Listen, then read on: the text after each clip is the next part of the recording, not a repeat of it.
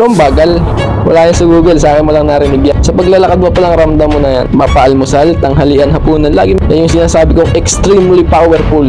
Kala ko basta lang yan eh. Bundok ko talaga rin. Ito yung tatlong pagkain na dapat mong ipasok pag gusto mo mag-gain ng muscle ng mabilis. Isang buwan, kitang-kita mo na ang resulta. Kaya kapag nagustuhan mo yung ganyan, mga ganyang usapin, malalaman mo yan pag natapos mo ang video to. So sa mga hindi pa nakakilala sa akin, ako nga pala si Darcel Robles, isa akong negosyante at mahilig ako sa larangan ng fitness. So mga kwento ko lang, April 16, 2023, unang araw ni Mr. Cha, Gym Republic. Talagang nagkapit ako niyan. Dahil sobrang payat ako noon eh, tagal ko na pahinga sa mga workout eh. Kaya ngayong may gym na, talagang maghapit ako, sabi ko. Naalala ko yung sinabi ng instructor ko sa Silver Gym na 4 times a week ka lang, tapos 3 times a week, pahinga mo na yan. Para makapag-rest yung muscle mo.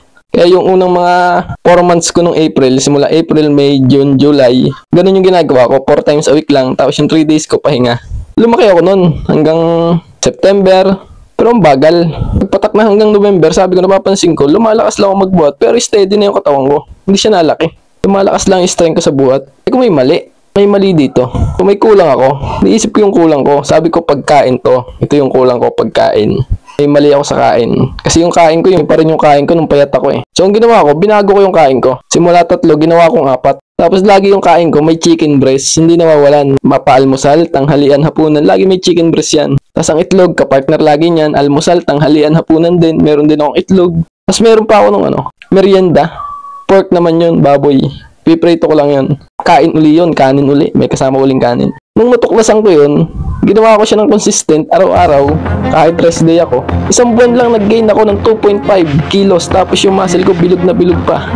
Talagang lumalapad. Ngayon, hindi ako nagpapano ngayon eh. Kulang ang kain ko ngayon eh. Kulang talaga ang mga kain ko ngayon. Daw nag-chicken breast ngayon eh. Kasi wala pa namang compete eh. Wala pa namang mga competition eh. Pero pag hinapit ko ulit sa chicken breast, bundok ko talaga rin. Kung katawan ko mabubundok ulit. Kung katulad yung mga pinupost ko ng mga nakarambuan. Talagang ang bigat ng pakaramdam ko nung talagang siksik na siksik yung muscle ko dahil sa mga sinasalpa kong pagkain. Dahil dyan sa natuklasan kong yan, ibibigay ko na ngayon 3 pinakamabisang pagkain. Kung gusto mo mag-gain na mabilis, hindi lang weight, pati muscle, mag-gain ka talaga. Isang buwan, kitang-kita mo na resulta. Ang unang pagkain na dapat isalpak mo sa katawan mo, chicken breast ang pinakamahalaga.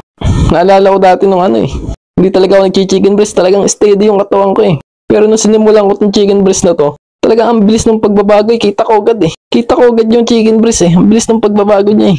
Kasi ang chicken breast, kung gagawin mo almusal, tanghalian, hapunan, 250 grams na chicken breast ang kakainin mo, meron ka na agad 80 grams protein eh. Malabo mo nang hindi makuha ang protein per day mo eh. Kapag meron ka talaga ng chicken breast eh. Kaya ano pa inaantay mo? Pumunta ka na sa Barangay Ibabaw, Cuenca, Batangas, tapat ng Simbahan Lubog. May nagtitinda doon ng chicken breast. Hanapin mo lang ang Dante Store. Magtanong ka lang kung magkano ang chicken breast. Napakamura doon. Doon ako bumibili sa tindahan na yon. Ang Dante Store. Pumunta ka na agad, nagkakaubusan nun. Bilisan mo. Okay, next. Pagkain kailangan mo isalpak sa katawan mo para mag-gain ka ng mabilis na muscle at weight ay ang itlog. Although ang itlog, maliit lang ang protein yan, pero natuklasan ko na pag sobrang dami pala nung nagsama-sama yan, nag-combine ng chicken breast at itlog, ang ganda ng combination nila eh. Talagang siksik sa protein at ang itlog, siya yung pinaka-kompleto na talaga eh. Hindi lang siya pinopromote ng mga fitness instructor na kununo dyan dahil pinopromote nila yung mga protein shake nila eh. Pero ang itlog, siya na talaga yung pinaka-kompleto eh. May amino na ang itlog, may carbs na, may fats na, may protein pa. Itlog talaga, tapos itutuwang mo pa sa chicken breast. Talagang sapul na sapul. Yung dati nung wala akong itlog, talagang kala ko basta lang yan eh. Tinatamad ako dyan eh, nagsasawa ako sa lasa eh. Pero nung natuklasan ko yan, ang itlog, pinapasarap ko lang para hindi ako magsawa. Kasi mahalaga ang itlog eh. Kaya ano pa inaantay mo, pumunta ka na sa pinakamalapit na tindahan, bumili ka na agad ng itlog at baka maubusan ka. Okay, next. Ang pagkain kailangan mong kainin, isalpak para mabilis ang iyong muscle building, mag-gain agad ng muscle at weight, ay ang Cream Dory. Alam niyo ba yung Dali Store? Yung mga tumatapat sa Alphamart at mga 7-Eleven. Yun, sa may Dali. Yun, meron dong Cream Dory. Dati nung di ko pa alam yan, sabi ko hindi pwede to. Kukulangin ako pag puro itlog lang at chicken breast. Kailangan ko pa ng isang malupit. At dyan nahanap ko. Bibili ko dati sa Dali yung tubig. Yung tubig nila. Kaya nagsilip-silip ako sa mga freezer nila. Target ko talaga ice cream eh, kasi nauuhaw ako ang init eh. Pero tuklasan ko, pagtingin ko, Cream Dory. Kasi ang Cream Dory, pwede mo siyang gawin sinigang eh. Tapos ang sarap pa niya eh, pwede siyang calamares. Tapos pagtingin ko, ang Cream Dory may 115 grams na protein ng 1 kilo niya. Napakatindi ng Cream Dory yan. Sobra-sobra pa sa protein intake mo pag kinain mo yung dalawa ng chicken breast. Kaya ano pa ang inaantay mo? Pumunta ka na sa Dali Store na pinakamalapit sa inyong barangay. Baka maubusan ka, bumili ka na agad.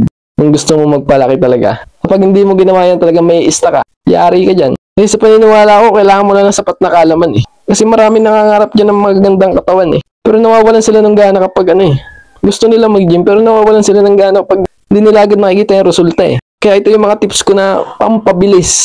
Isang buwan lang, kita mo na, ramdam mo na. Sa paglalakad mo palang, ramdam mo na yan. Napakatindi ng 3 pagkain yan. Yan yung sinasabi kong extremely powerful na tips na narinig mo. Sa akin mo lang narinig yan. Wala yan sa Google. Wala yan sa Google. Sa akin mo lang narinig yan. Base sa pag-ano ko yan.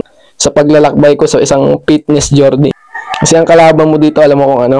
Kalaban mo dito yung mawalan ka ng gana kasi hindi mo makita yung resulta. Yun ang kinakatakot ko sa iyo. Susuko ka na lang kasi hindi mo makita yung resulta. Kaya binigyan kita ng matinding mga gantong sikreto ko dapat to eh. Hindi ko dapat ito gustong sabihin eh. Pero magiging makasarili naman ako pag gano'n. Kaya sinare ko na dito. Kaya kung parehas tayong paniniwala, kung gusto mo pa ng mga matitinding mga tips, salihan mo tong grupo ko. Kahit hindi ka negosyante, okay na okay yan. Pumasok ka lang dito. Welcome na welcome ka sa grupo kong to. Samahan ng mga negosyanteng matitindi. Kahit hindi ka negosyante, pumasok ka dito. Sinisigurado ko sa'yo pag tagal mo dito magkakanegosyo ka na. Kasi umpisahan mo ang araw mo, nag-exercise ka. Pustahan tayo yung buong araw mo yun, productive ka dun. Sobrang saya ng araw mo, buong araw mo. Kaya ba't takot pumasok sa mga gym-gym na yan? Sipin mo yung sarili mo kung gaano kalaki papasalamat niya.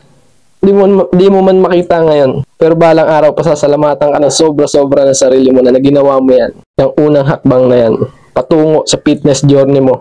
Sa pagmamahal mo sa kalusugan mo. Alam kong nagustuhan mo ang video to. Kaya i-share mo naman. I-like mo naman yan. Palagi ka lang sumubaybay o mag-follow. Palagi kang updated sa mga ginagawa kong video at mas lulupitan ko pa na mas lulupitan yan. Garantisado yan. Ako po ulit si Darson Robles na mag-iiwan sa inyo ng katagang. Ang tamad, wag na wag mo papakainin. Ciao, bye!